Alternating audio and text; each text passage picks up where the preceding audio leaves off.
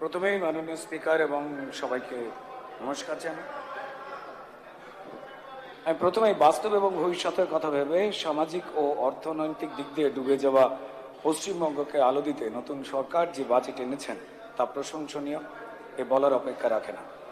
ধন্যবাদ অর্থমন্ত্রী ডক্টর স্বপন দাশগুপ্ত, ধন্যবাদ মাননীয় মুখ্যমন্ত্রী শুভেন্দু অধিকারী মহাশয়। আমি সংস্কৃতি নিয়ে কথা বলব, তবে সংস্কৃতি মানে শুধুমাত্র নাচ, গান, তবলা, অভিনয়, কবিতা এসব নয়।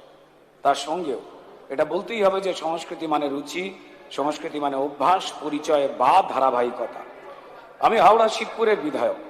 সেই 500 বছরের পুরনো হাওড়া শহরকে এর আগে সরকার শুধুমাত্র দুর্নীতি করে জঞ্জালের শহর বানিয়ে রেখে দিয়েছিল, তা আমরা সবাই জানি। রাস্তা ঘাট, নিকাশি ব্যবস্থা, স্বাস্থ্য পরিষেবা সব দিক দিয়ে সবটা বেহাল।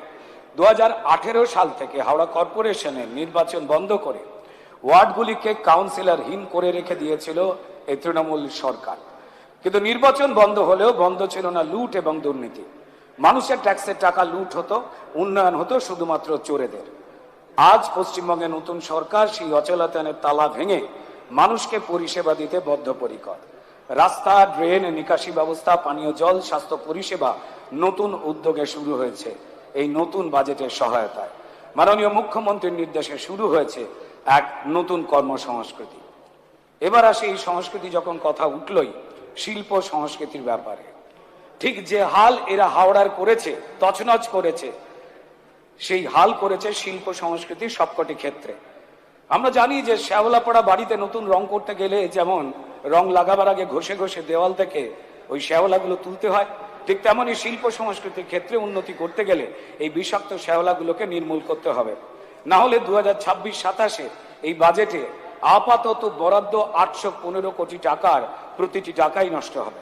মাননীয় স্পিকার, শুধুমাত্র সিনেমা, থিয়েটার, যাত্রা, সঙ্গীত, নৃত্য, চারুকলা বা লোকশিল্প নয়, শিল্প মাধ্যমের সবকটি ক্ষেত্রেই তথ্য সংস্কৃতি দপ্তরের এবং এই সরকারের কড়া নজরদারির মাধ্যমে অর্থ খরচ প্রয়োজন বলে বিশেষভাবে মনে করি। অবশ্যই প্রতিটি শিল্পক্ষেত্রে শিল্পীদের কর্মক্ষেত্রে নিরাপত্তা এবং স্বাস্থ্য বীমা নিয়ে নতুন সরকার পরিকল্পনা করবে।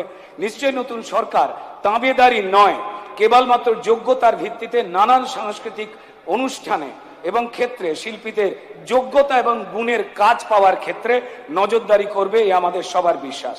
যে অত্যাচার টলিউড পাড়ায় চলেছে, সঙ্গীত জগতে চলেছে, তা শিল্প সংস্কৃতির সবকটি ক্ষেত্রেই ঘটেছে। অধিকাংশ ক্ষেত্রে শিল্পীদের বা শিল্প গোষ্ঠীকে অনুদান বা সাহায্য পাইয়ে দেওয়ার নামে ভুয়োদের তালিকা দিয়ে লুট হয়েছে কোটি কোটি টাকা। ঠিক যেমন আবাস যোজনা সমেত নানান যোজনায় লুট হয়েছে। একটা উদাহরণ দিই, বাংলায় প্রায় 10 লক্ষ কীর্তন শিল্পী আছে। সবাই একটু মন দিয়ে শুনুন, বাংলায় প্রায় 10 লক্ষ কীর্তন শিল্পী আছে, ছোট বড়।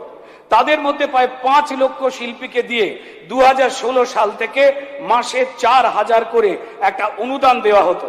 তাদের কাজ ছিল আগের সরকার এবং আগের মুখ্যমন্ত্রীর গুণগান করা, পথে ঘাটে ঘুরে। মজার কথা, এই 5 লাখের মধ্যে 2.5 লাখ শিল্পী ছিল ভুয়ো শিল্পী, এবং তারা ছিল এর আগে সরকারের তৃণমূল কর্মী। যারা শিল্পী নয় তারাও এই সরকারের টাকা খেয়েছে। আমি জানি না আমাদের এই সদনে ওদিকে সেই শিল্পীদের মধ্যে কেউ কেউ বসে আছেন কিনা। হিসাবটা দিই কত টাকা চুরি হয়েছে। জলে গেছে 2.5 লাখ ইন্টু 1 মাসে যদি 4000 করে হয়, তো তাহলে 10 কোটি টাকা মাসে, মানে 120 কোটি টাকা বছরে। আর 2016 সাল থেকে 2026 সালে যদি এই চুরি ধরা হয়, তাহলে 1200 কোটি টাকার ভুয়ো শিল্পীর নাম করে শুধুমাত্র কীর্তন শিল্পীদের কাছ থেকে চুরি করা হয়েছে। এবার ভেবে নিন, শিল্প ক্ষেত্রে এই রাজ্য সরকার বিভিন্ন ক্ষেত্রে যে শিল্পীদের সহায়তার নামে বা যে গোষ্ঠীদের সহায়তার নামে যে টাকাটা দেয়, ওই আবাস যোজনার টাকার মতো সেগুলো ভুয়ো।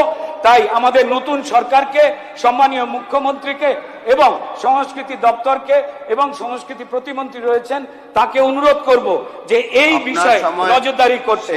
তবে হ্যাঁ, এই ধন্যবাদ, জাস্ট সামান্য সময় শুধু চেয়ে নিচ্ছি যে চোরেরা চারদিকে ঘুরে বেড়াচ্ছে, চোরেদের রানীও রয়েছে, কিন্তু তবে একটাই কথা, রানী আছেন টেনশনে, রানী আছেন টেনশনে, তাল কেটেছে সব গানে।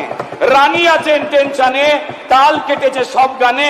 এপাং ওপাং ঝপাং সবাই কোথায় কে যাবে ভাই কে জানে, রানী আছেন টেনশনে। ধন্যবাদ। রাস্তাঘাটে উঠছে ডিম, মুরগি ছানা আসমানে, ভবিষ্যতের গল্প খারাপ, তাই রানী আছেন টেনশনে, ডিম উড়ছে আসমানে।